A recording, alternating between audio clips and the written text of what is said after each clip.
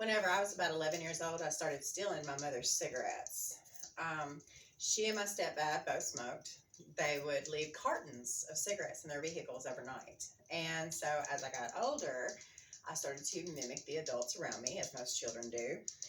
And so I would sneak out to my stepdad's work van in the middle of the night, and I would steal packs of cigarettes from the cartons.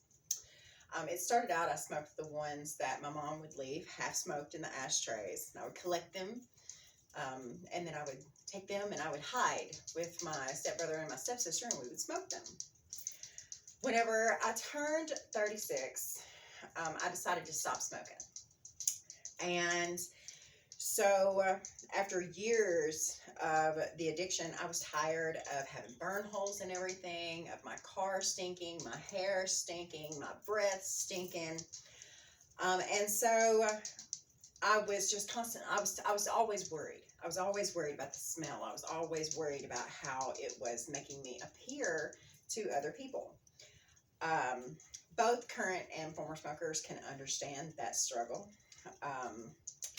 So have you ever needed to do something and you had to play a little game with yourself to actually get it done? That's what quitting smoking was like for me.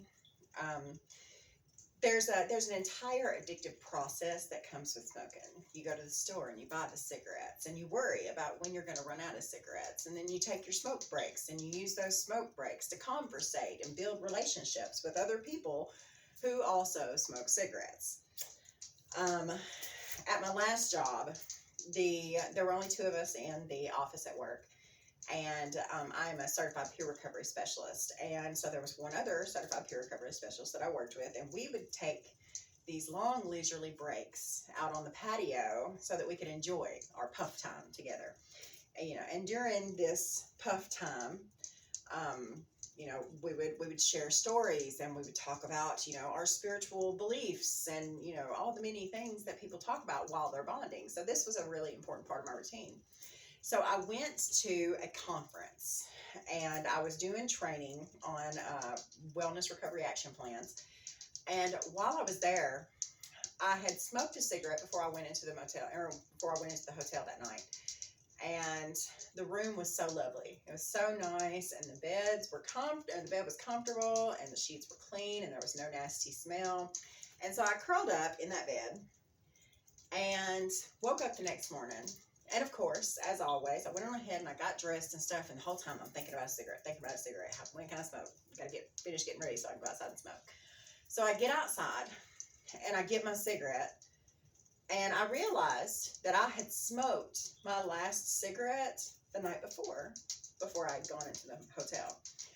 So it was a very destabilizing experience for me. It was something where this thing that I had been doing my entire life was now something that I was fixing to give up. So, I went through the entire day not smoking. I only told one or two people that I decided not to smoke, because I'm one of those people that if I say I'm going to do something and then I don't do it, I feel like I've failed. And I really internalize that very, very deeply, especially if I have broadcast the news to other people.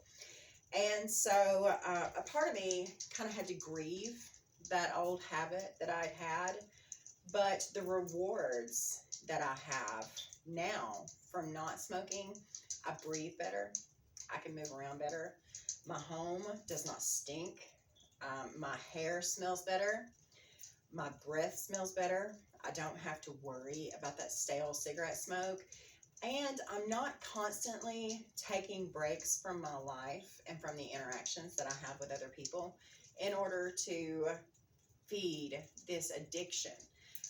In 2016, I decided to get completely sober, and the only thing that I kept was cigarettes. And so now the last part of my addictions from back then is now gone. And I feel so much better about it. I feel better about myself. I feel more confident. I highly 10 out of 10 recommend not smoking anymore to anyone who smokes.